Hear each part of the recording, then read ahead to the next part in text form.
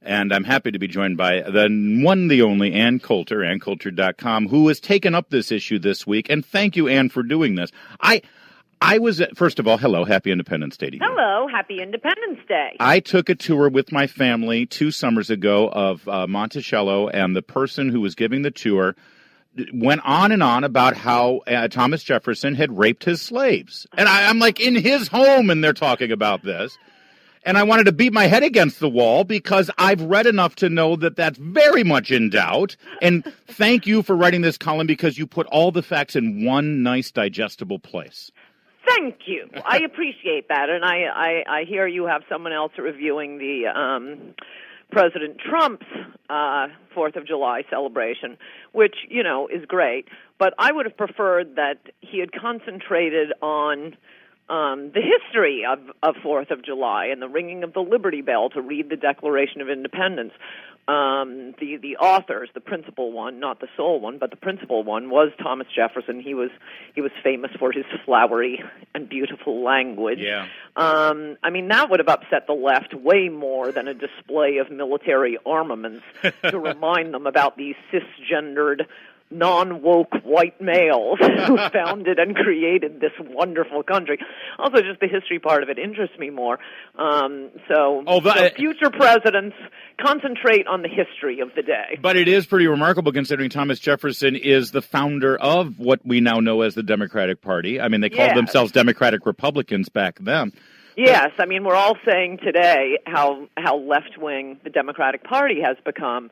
I mean, Biden is more left than Obama was. Yeah. Well, look at how far the Democratic Party has moved from Thomas Jefferson. Right. Oh, I know. But you're so right. I was imagining that if Barack Obama was watching the debates last week, he turned to Michelle and said, well, no one's going to vote for these crazy leftists. I mean... Yes. And I'm sorry, we got off on the Thomas Jefferson thing. That's all right. Get back to that, but I want to make one other point about this. As I've indicated, little testy with Trump for not keeping his central campaign promise on immigration. And the reason I mention that is to say he's standing there naked. He's so vulnerable. He won Michigan by 10,000 votes. If Democrats had half a brain, flash back to the first President Bush, who, didn't promise at every single campaign rally for 18 months, read my lips, no new taxes. No, he said it one time at the convention, betrayed that one promise, and he was just a sitting duck, knocked out by Bill Clinton, one-term president. If Democrats were smart, they'd say, hey, let's look at how Bill Clinton did it. Yeah. Because the way he ran as if he was, Mr. Moderate, third way Democrat. And, in some ways he kind of was. I mean, the current party has come a long way from Clinton as well.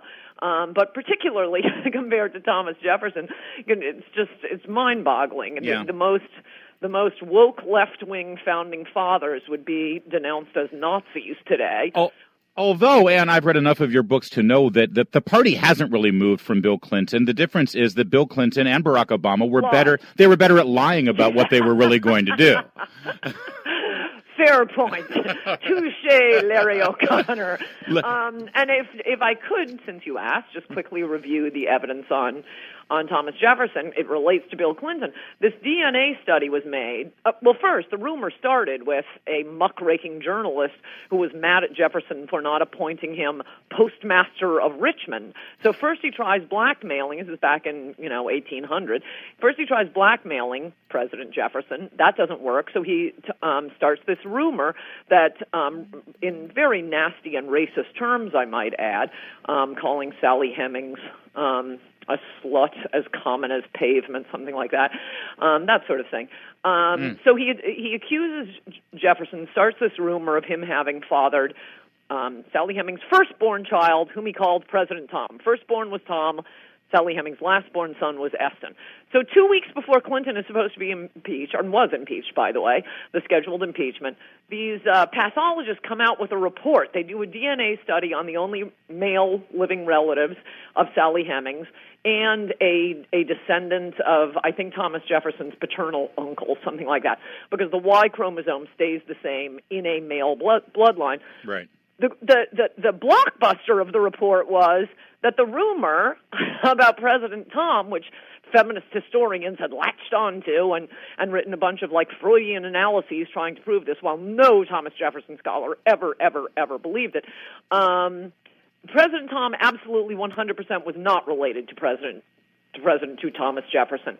Eston, the last-born son, was related to some Jefferson male, but as I just indicated, the Y chromosome means it could be any Jefferson male. Yeah. It could be related to the paternal uncle. There were 8 Jefferson males living at or near Monticello during the time Sally Hemings' children, particularly Eston, was born. At the time Eston was born, Thomas Jefferson, all other evidence suggests that it was someone else, very possibly Thomas Jefferson's brother Randolph, and there's a lot of evidence here. I won't go through it all. But the most important point is Jefferson never visited the slave quarters.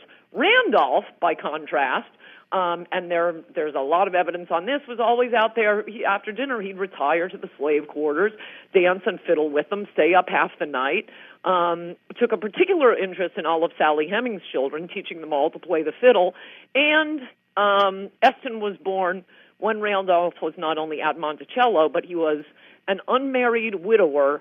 She had no more children after he died. Yeah. So it sure looks like... Or after he remarried. Yeah. Sorry, let me put that differently. After he remarried, no more children for Sally Hemings.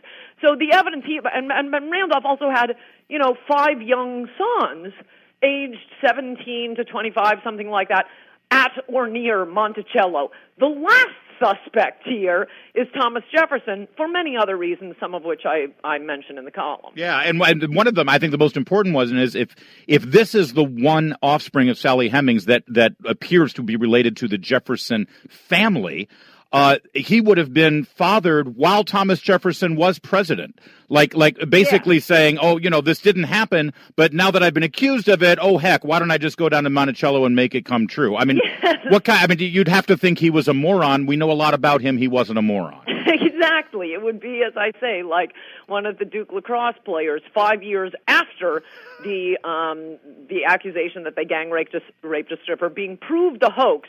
5 years later, one of the players goes out and rapes the stripper. Right. That'll show him. All right. As president. Can you stick around for one more segment real fast, Dan? Sure. Because one of the things that really bothers me about this is that Monticello, the people who run the museum, have basically conceded this point. And I hate it. All right, we'll get to that next with the great Ann Coulter, who always has something great to say, and certainly something that gets people talking. That's why we talk to her and with her. Live and local.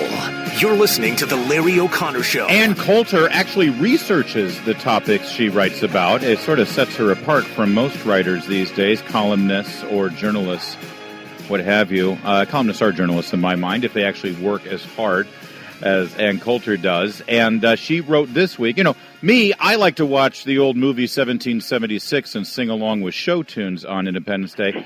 And Coulter likes to write about the lies perpetrated by its author, Thomas Jefferson.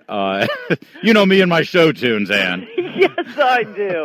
The gayest heterosexual man I've ever met. I actually want to embroider that on a pillow, but I'm not that gay. But you really finish up your column where I started, which was my tour of Monticello. The fact that the Monticello Foundation or whatever, the association that's now in charge of the Thomas Jefferson legacy and estate, that they've embraced this thing. In fact, they have a whole exhibit down there now. They opened it last year, all about Sally Hemings and the relationship.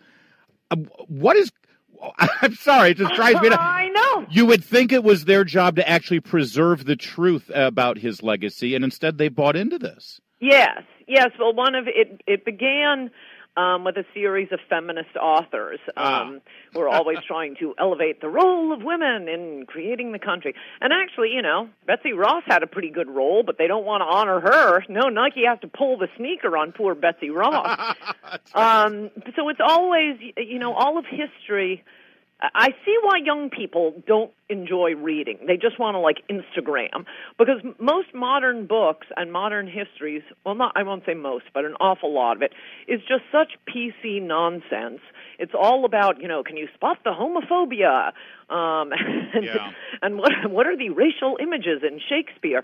Whenever I hear, speaking of a common or something that's suddenly come back in the news. Busing. One of the arguments was that, inner city, which was massively unpopular with everyone, with blacks, with whites. It's unbelievable that that Kamala wants to go back. I'm excited. I want it to be the centerpiece of her campaign. I mean, please. I mean, most people don't remember this because I think it was fully ended by the time you and I were coming up. But it was hated by everyone. Kids would sit on buses for hours a day. But anyway, one of the BS arguments was that would have been true if this is all they were worried about. In a sense, it would be true that, well, the problem is the inner city schools, the ghetto schools, they're just crappy schools. They have, and one of the things that always, they have really old textbooks.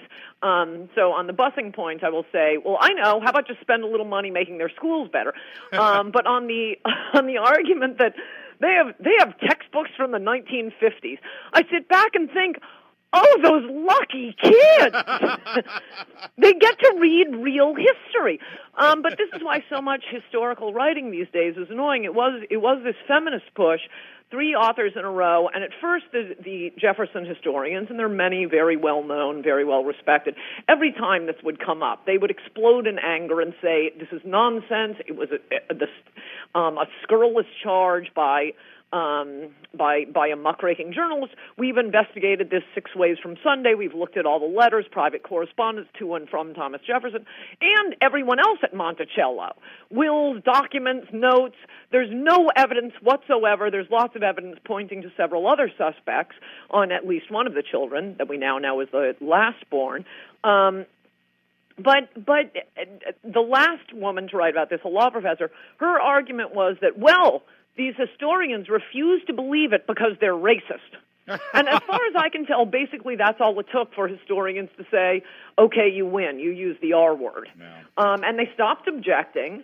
I believe, you can Google this, but I believe one of the renowned historians on the Monticello Commission deciding to announce something that is provably, by DNA, false, that Jefferson fathered all 6 of Sally Hemings' children, which is the line they're taking now. No, hey, airheads. Firstborn, definitely not related to any Jefferson male. Only the lastborn related to some Jefferson male. There were 25 living in Virginia at that time, Jefferson males.